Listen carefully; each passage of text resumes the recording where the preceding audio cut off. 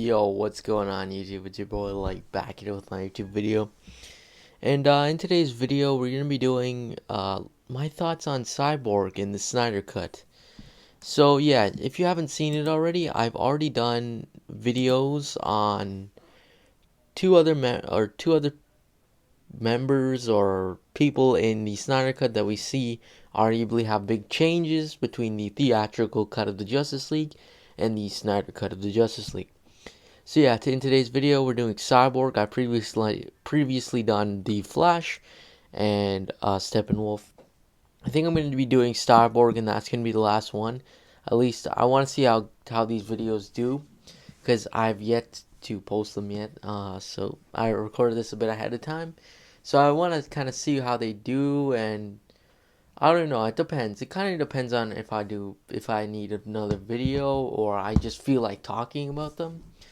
Uh, yeah, so yeah, I don't think I'm gonna be doing Batman, Wonder Woman, or Superman quite yet. Maybe I'll do it later. Maybe even do Darkseid. I don't know. But yeah, in today's video we're talking about Cyborg here.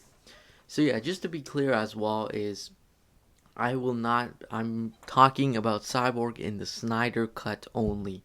I'm not talking about or maybe I'm kind of taking inspiration from comics, but that's besides the point. But like I'm talking solely about the Snyder Cut here. I'm not talking about like TV shows or uh, anything like video games or anything like that. I'm talking solely about the Snyder Cut here. But yeah. Anyways, and yeah, if you're new to these videos, I'm just talking about my thoughts on these characters because they've gotten big changes. So yeah, let's begin this. So Cyborg. Cyborg is definitely one of the characters that changed the most into a fan favorite. Like I really like Cyborg now. I really like Ray Fisher. I hope he continues to play Cyborg. I hope he eventually gets a solo movie. Uh, I'm just I really like Cyborg as well now.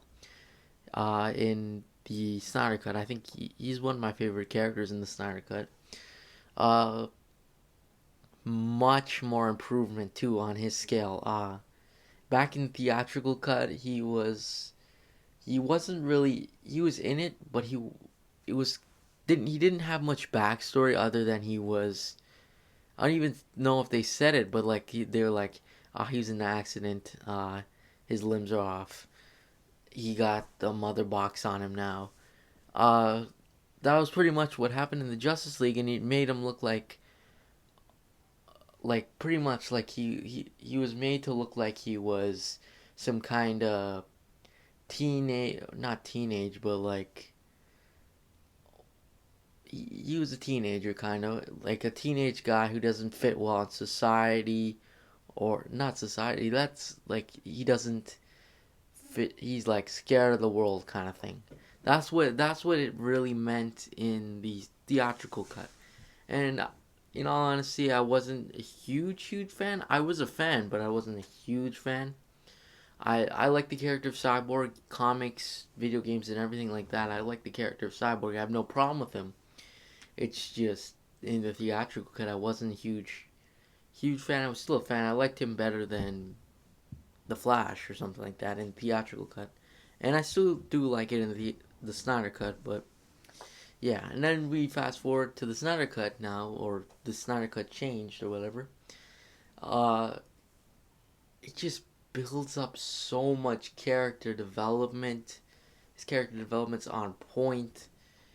He's a really good leveled character with tons of layers, and I just really enjoyed the way Zack Snyder did Cyborg in this because I felt Zack Snyder did a really good job with Cyborg, uh, establishing backstory, giving character development, like I just said, and just he just looked better in this for some reason. You could see Ray Fisher was much better in this than he was in the theatrical run. Like I really liked Ray Fisher playing this role because I think he was I think he was a really good cyborg, and I really hope he gets a solo movie eventually. But yeah, if in the Snyder cut, for example, he was we learned so much more backstory on him. We learned he used to play football. Well, if you're a comic book fan, you know his backstory, but it's always interesting to see if there's new take on it or something. And there kind of was. Zack Snyder kind of played his take, which was literally he was driving, he got into a accident that should have killed him but didn't. His dad tried to keep him alive. His mother died in the accident. I don't even think I think they might have said it once in the theatrical run. I can't remember, but that was more around like they had more motivation for him. Like he barely says anything about his mom. Same with his dad. He doesn't even say anything in the theatrical run. Whereas in this, Cyborg is having a lot more motivation. He's not having motivation, but he's like, "Damn it, Victor! I tried to save you because your mother died and all this." Pretty much, that's kind of what it was like. Uh, and I really like that backstory. I especially like kind of that relationship between his father and him. I mean, I don't like it, but like it was good. It was well done, especially because Cyborg kind of he doesn't. I don't know if he blames his father, but he's like, you weren't there for me or whatever and stuff like that, and he's mad with his father the whole time. So I definitely thought that was an interesting aspect as well. And then we see more character development, where when we see spoilers, his father ends up dying. He's like, no, no, and then myself personally, I felt that I was like, damn, that's really sad because we built some relationship to like Cyborg's character, and I guess Silas Stone as well. So you're just like, oh, damn it. Because in theatrical cut he never died; he was still there. So that's another cool thing aspect as well. Uh, yeah, and his role just got even more upgraded as well. Like before, he was in it, but he was like he wasn't doing too much. He was like, "Ah, the mother boxes, it calls to me" or something like that. But in this, he had more of a higher stake role in the thing, which I really liked as well with the way that Zack Snyder did because I think that's how it should have been. Like I don't think personally I really like the way Zack Snyder used the other heroes as well as Cyborg because it shouldn't be relied on like Aquaman or Wonder Woman or any of the other ones. This should have been mainly focusing on Cyborg because again Cyborg has the mother box. I think the mother box gives him his power or something. But like yeah, again, these he Cyborg has got the mother box in him and he should be the one tearing the mother boxes apart, not Superman or not Batman using some gadget or something.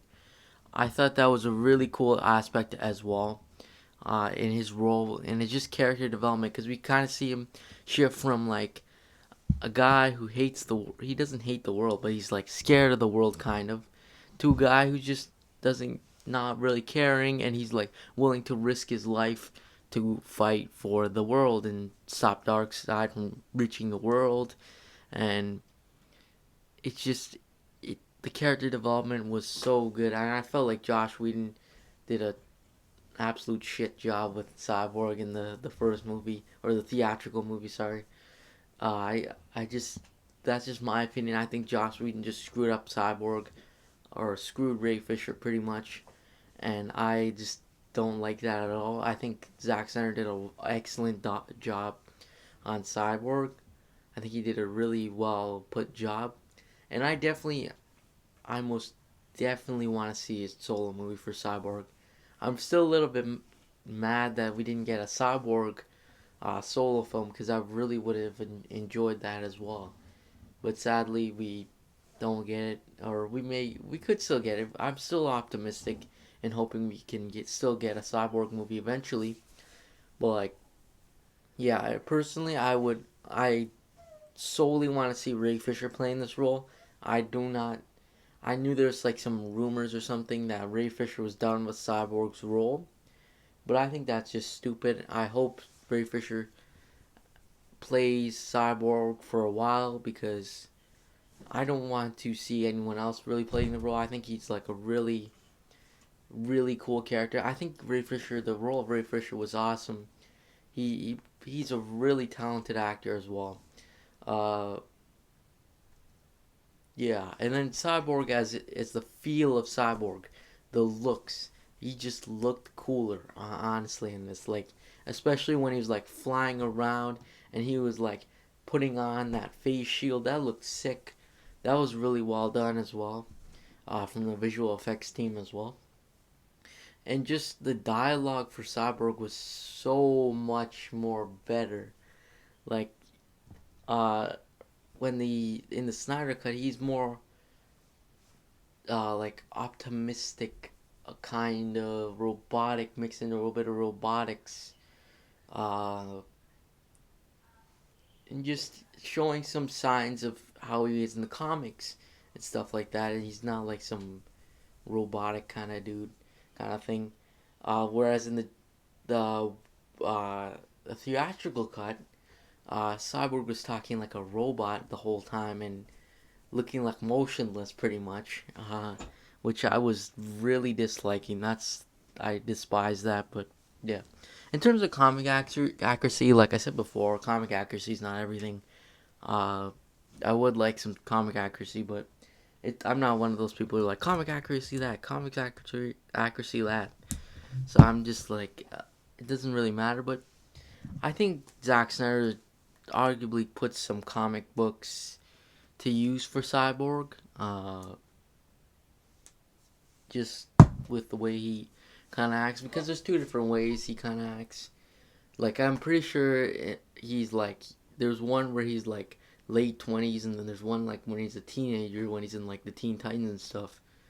Uh, I'm pretty sure this one's like when he's in his late 20s, or I think he's in his mid 20s in this movie or something like that.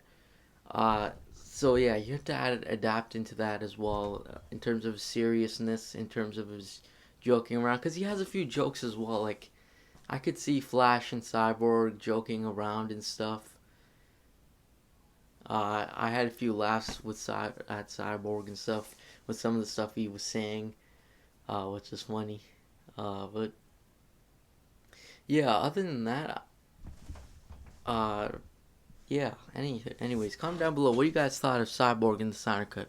Curious to see what you think. Anyways, thanks for watching. Make sure you like and subscribe, and I'll see you guys in the next video. Peace.